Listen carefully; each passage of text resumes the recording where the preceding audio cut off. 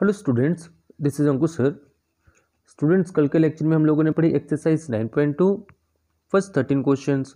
आज स्टार्ट करेंगे with question number 14। उससे पहले स्टूडेंट हम लोगों को एक डेफिनेशन पढ़नी पड़ेगी अर्थमेटिक मीन के लिए। What is arithmetic mean? So students, what is arithmetic mean? Let A and B be two numbers. हमारे पास दो नंबर्स है A and B. Then arithmetic mean of A and B is denoted by A.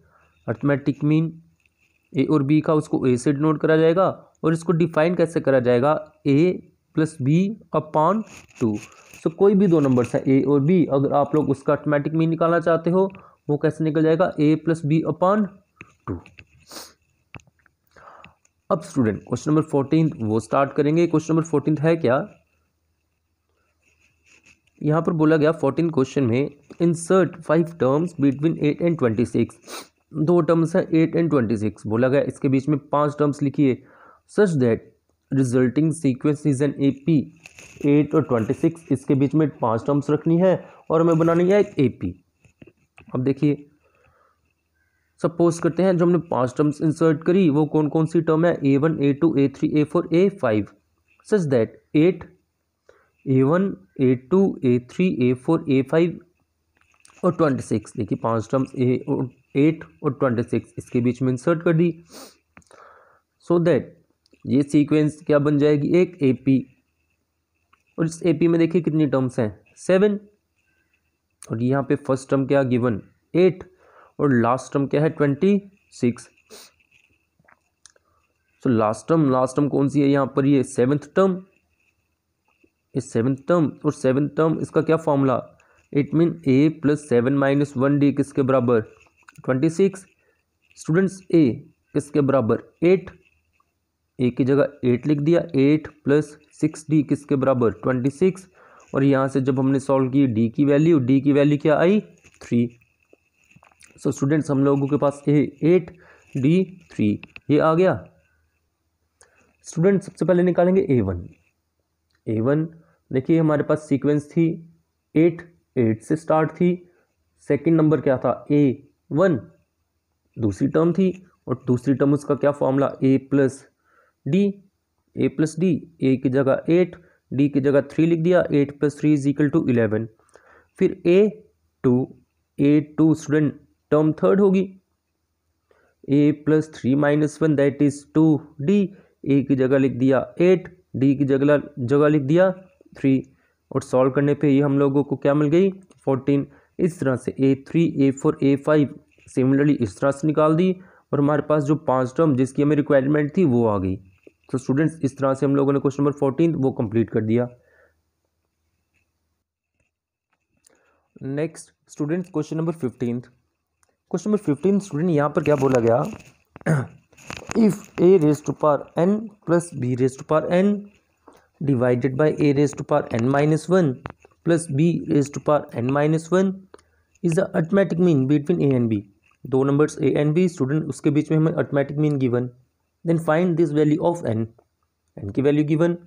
Sorry निकाल के बताइए। अब देखिए students, हम लोगों ने अभी कुछ देर पहले पढ़ा a और b का अर्थमेटिक मीन किसके बराबर? a plus B divided by 2। और साथ ही साथ हमें अर्थमेटिक मीन क्वेश्चन यहाँ पे स्टेटमेंट में गिवन भी है। क्वेश्चन की स्टेटमेंट में a raise to power n plus b raise to power n divided by a raise to power n minus 1 plus b raise to power n minus 1। It means ये दोनों बराबर होंगे, दोनों arithmetic mean है।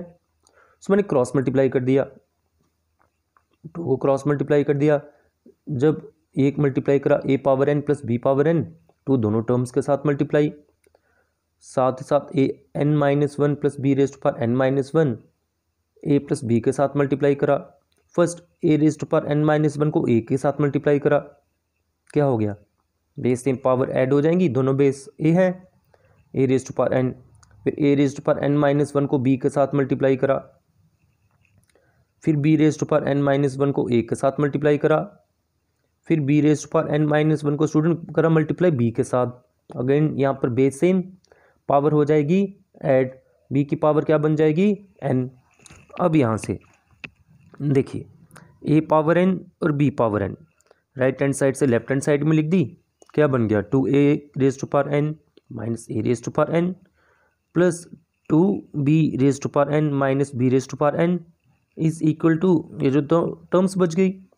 अब student 2a⁴n minus a⁴n क्या बचा, a⁴n plus 2 into b⁴n minus b⁴n क्या बच गया, b⁴n।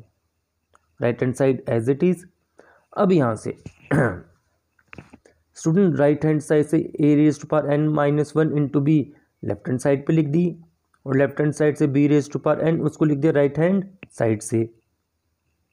लेफ्ट हैंड साइड से a⁴n माइनस 1 कॉमन ले लिया, राइट हैंड साइड से b⁴n माइनस 1 कॉमन ले लिया। कॉमन लेने पे दोनों से ब्रैकेट में क्या बचा, a minus b। b⁴n minus 1 कर दिया cross multiply, a minus b दूसरी साइड क्रॉस मल्टीप्लाई कर दिया। तो स्टूडेंट सबसे पहले लेफ्ट हैंड साइड में दोनों की पावर सेम, लिखा जा सकता है a/b⁴n minus b is equal to a/b/a/b। दोनों कट जाएंगे। जब ये दोनों कट जाएंगे तो स्टूडेंट a/b⁴n माइनस 1 किसके बराबर बचा, 1 के। इसको लिखा जा सकता है a/b⁴0। इसको a/b⁴0 लिख दिया, क्यों, दोनों साइड बेस सेम करने के लिए। स्टूडेंट दोनों साइड बेस सेम, पावर भी सेम, मतलब n माइनस 1 किसके बराबर, 0।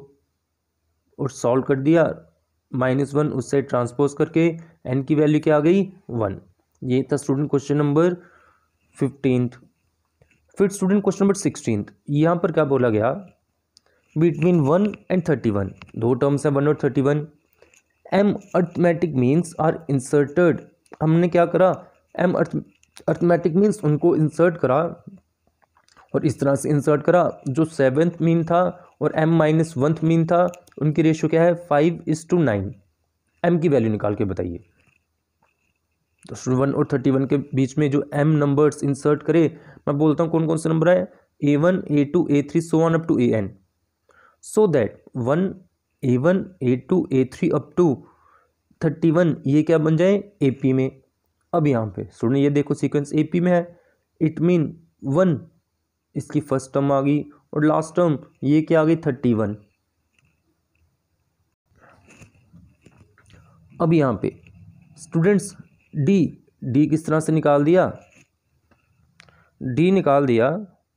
अब यहाँ पे लास्ट टर्म, या फिर D इस तरह से निकाला, last term minus first term upon m-1, इस फॉर्मूले से निकाल सकते हैं, या फिर स्टूडेंट इस तरह से कर लीजिए।